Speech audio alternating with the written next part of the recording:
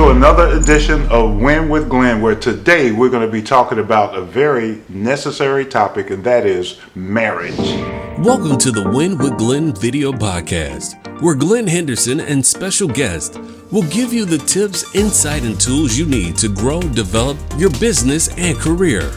Go with us as we dive into the best practices and rock-solid principles that will elevate you and bring proven success. Now, here's Glenn Henderson. Today at Win with Glenn, we're going to be talking about marriage, a very, very important topic in business and life in general.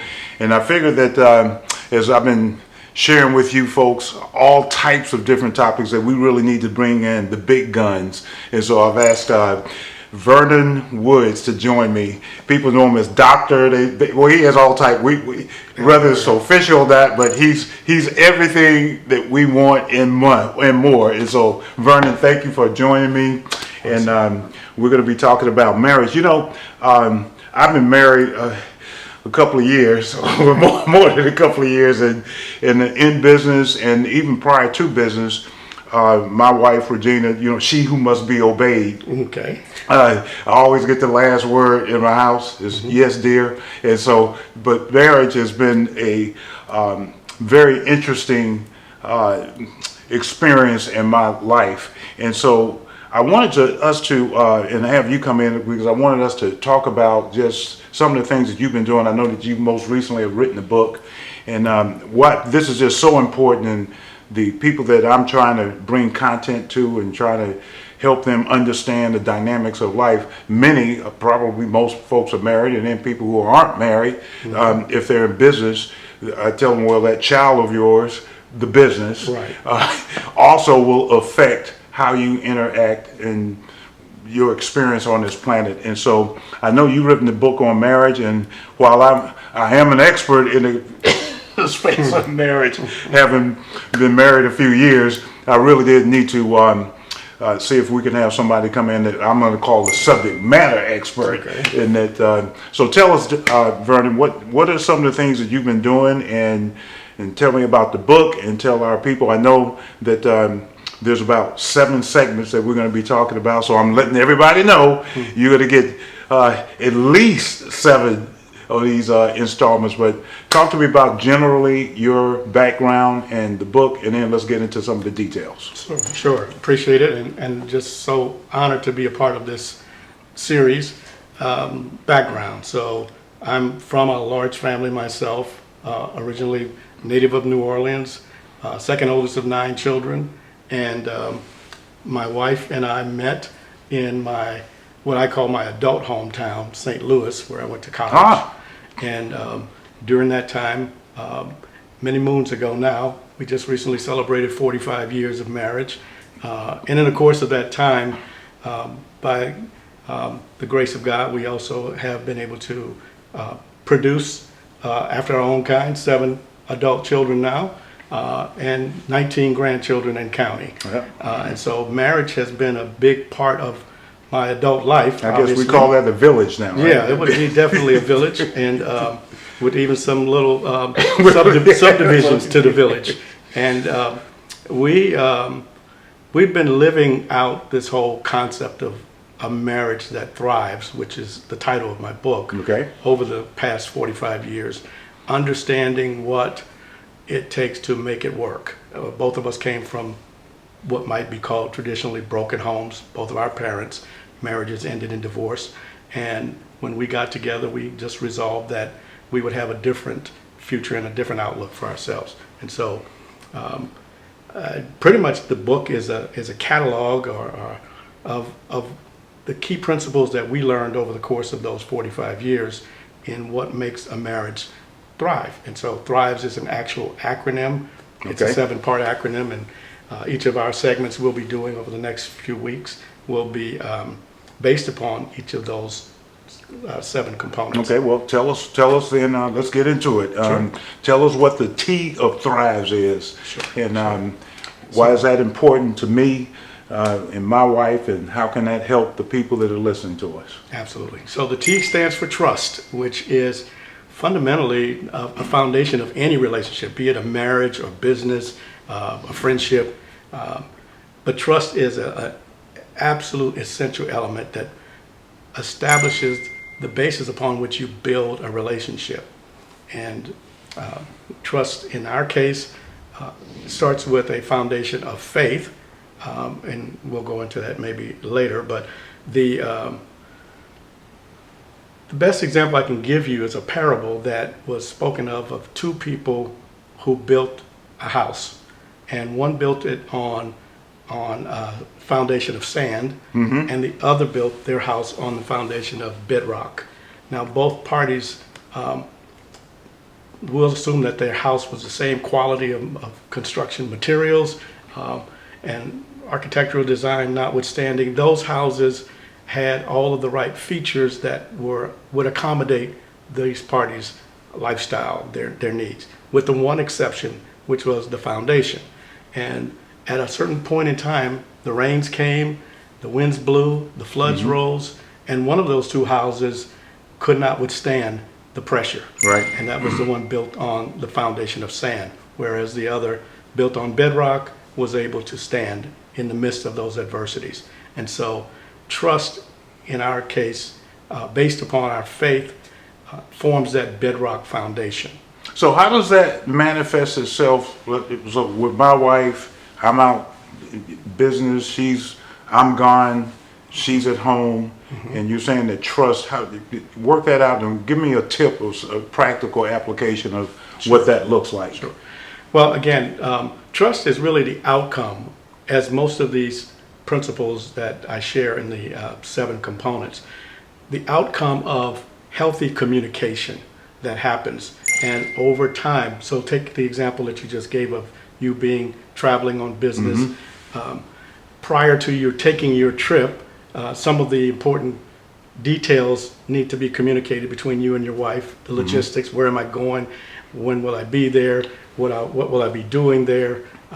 Just a healthy flow of exchange of information, ideas, important details that would be critical. And that enhances the likelihood that with that healthy communication, that you and your wife build a pattern of consistency that equates to the growth of trust in your relationship. Right. Well, I can say that, over these many years, and I've traveled the world, and that's the one thing that I've never really been concerned myself about is what's Regina doing. She always has my back. Now, there are occasions where, she's giving me something to eat, and I said, maybe somebody else should taste it first. But in that whole context of trust, I think you are correct in terms of that being a foundational pillar. That I know that I can travel, I'm away, and that she has the house. And as much as at times I dislike maybe perhaps what she might say, I know that she has my back. It's really for my best interest. Is that the context of what you mean in trust as well? Absolutely. I mean, it's the inherent belief in I would say, the goodwill of your spouse. A belief that this is a person who would never knowingly, maliciously, consciously, intentionally seek your harm.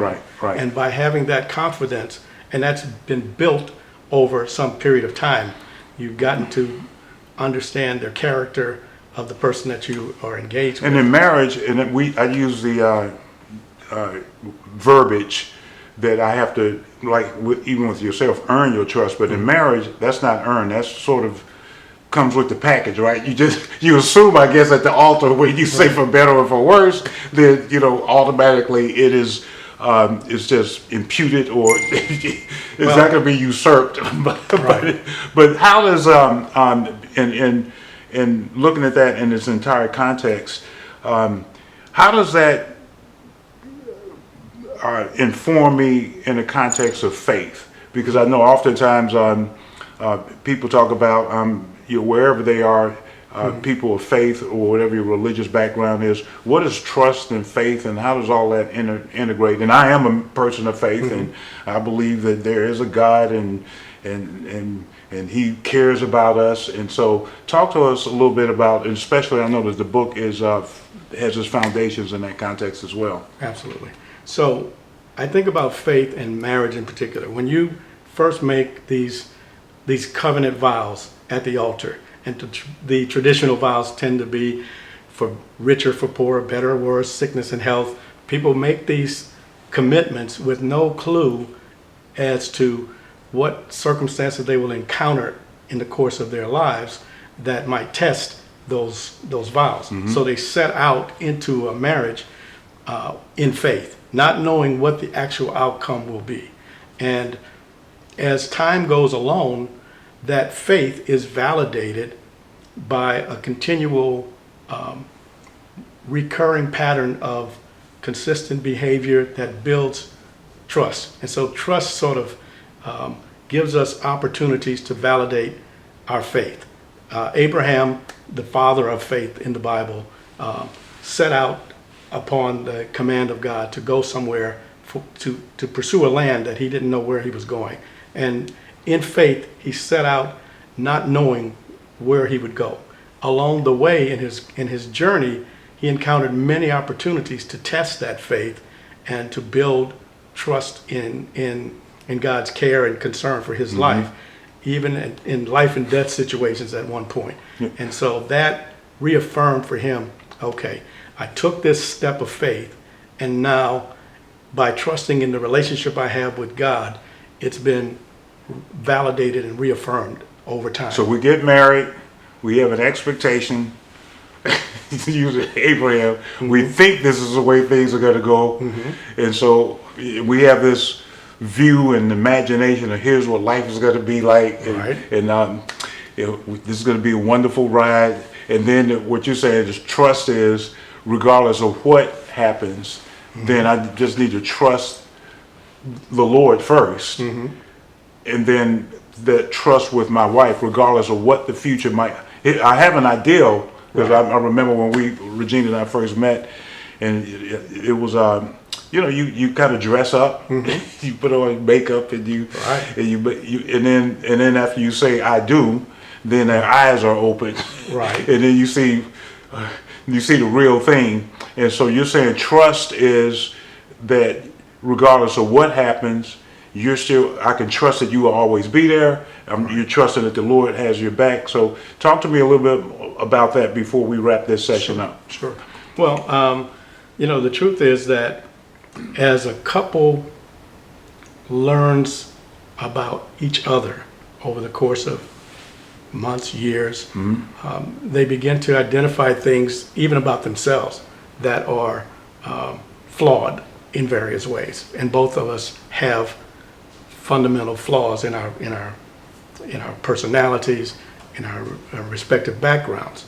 And the point along the way is accepting and unconditionally and embracing that person, not on the basis of their performance, on the basis of whether or not they meet our expectations, but on the basis of faith that as they are conforming their life to the guidelines that they've gotten in faith, and the expectations that God has set for them, as I am as a spouse, we are progressively merging our two lives into one. And while on the one hand we're declared one in the beginning in a positional way, practically speaking, we have to live that out over time. And as we experience highs and lows and get an opportunity to see how our mate responds, how we respond, we begin to continue to build that confidence that, we can do this. We can go the distance in this relationship because of the foundation that we have built our lives on. So without modifying or changing the T in thrives, can I conclude and surmise that trust is almost, or in the same context as commitment, that I'm always going to trust Regina that you're going to be there no matter what, for better or for worse, rich or poor? Is that how that works? Well, yeah, that commitment is a kind of a prerequisite as you go in, and it's something that is continually tested and tried, and as we respond to those trials and tests successfully, it continues to build that bond. This has been Win with Glenn. I've been here speaking with Verdun Woods, and we've been talking about marriage because marriage is so important in all of life.